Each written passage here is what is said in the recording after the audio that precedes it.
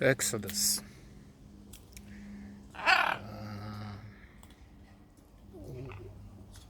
A remarkable book is the base for this motion picture. Otto Preminger, a very special, celebrated director. Paul Newman.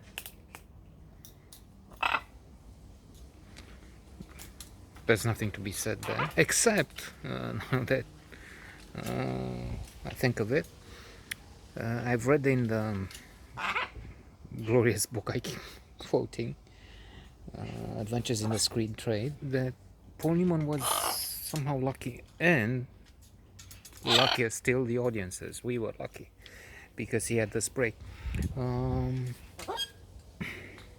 Montgomery Clift refused 3 roles, and these gave birth, or his absence, another titan of cinema, anyway, to Paul Newman in Somebody Up There Loves Me, Marlon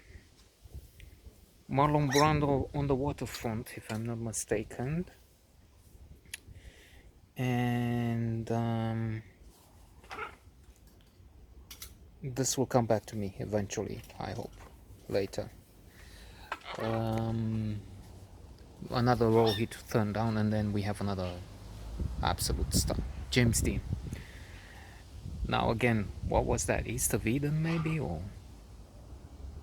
Rebel Without a Cause? One of the few films James Dean starred in. As we know, he died young. So returning, Eva Marie Saint, a favorite of Hitchcock, Alfred Hitchcock, who tormented his actors, didn't think much of them, in particular women, as we see in some films. Also, we see a fragment about this exodus in Trumbo, a recent film. Bryan Cranston plays the screenwriter who wrote and won 2 Oscars for Roman Holiday and something with a bull, not Raging Bull, a boy with a bull in Mexico, something, corrida.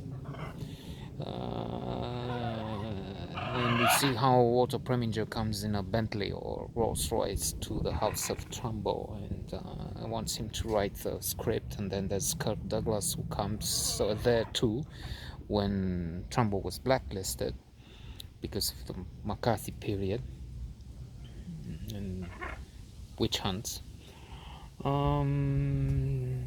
Anyway, Exodus, Leon Uris is the author of the book, which is on some list. I know I've read it because it's on some list of best 100 books. It's not Time, it's not Modern Library. Maybe it's the Harvard, something, the Harvard Library best one. Anyway, it's somewhere there on the net. It tells the story of the Exodus, hence the name. It's also a ship called the effort, the humiliation, the abuse suffered by the Jews after the labor comes, after the Second World War is over, in their effort to try and regain their homeland.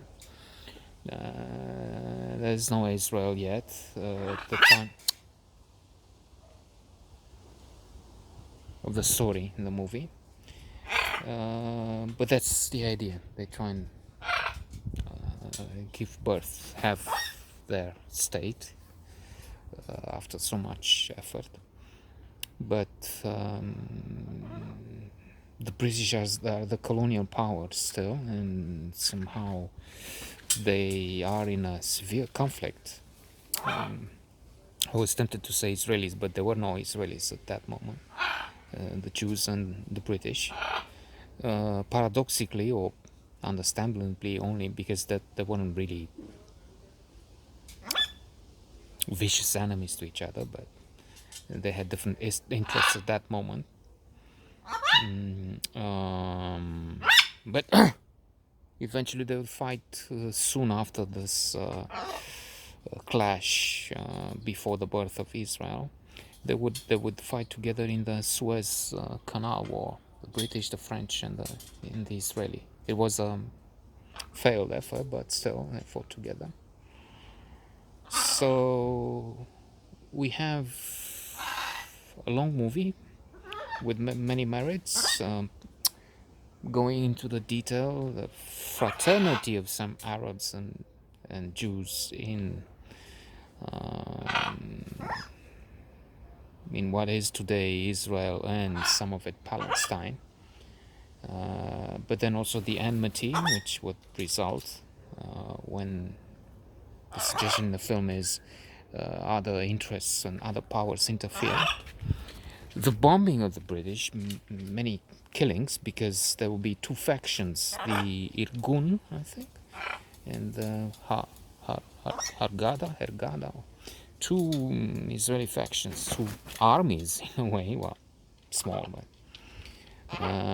the Irgun was more fundamentalist, determined to fight, to impose the withdrawal of the British with bloodshed if need be, and they thought it's absolutely necessary. We have one of their thinkers, the uncle of Ben Canaan, no, Canaan. I'm not sure how they pronounce it in the film. I think they say Canaan, but well, maybe that's it. AKA Paul Newman, fabulous, one of the best actors and a great human being. We get an idea of that from the same aforementioned book, Adventures in the Screen Tray.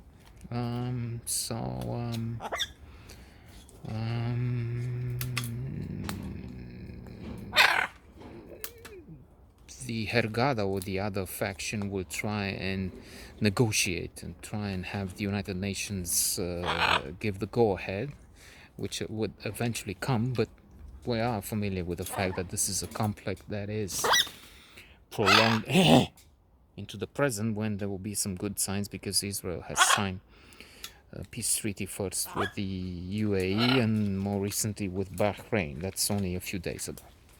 Alas, it seems also that they have been prompted to do that now because they've been approaching each other for some time, but also to give a boost to Trump, unfortunately. And with that aspect I deplore. The fact that they're making peace is to be honored, celebrated. So the film is long, complex, there's a lot in it to see. Unfortunately, it didn't have the impact you would expect from so many favorable elements. Paul Newman, a wonderful director, actress, a cast that is great, a powerful story, but somehow it didn't have the expected impact.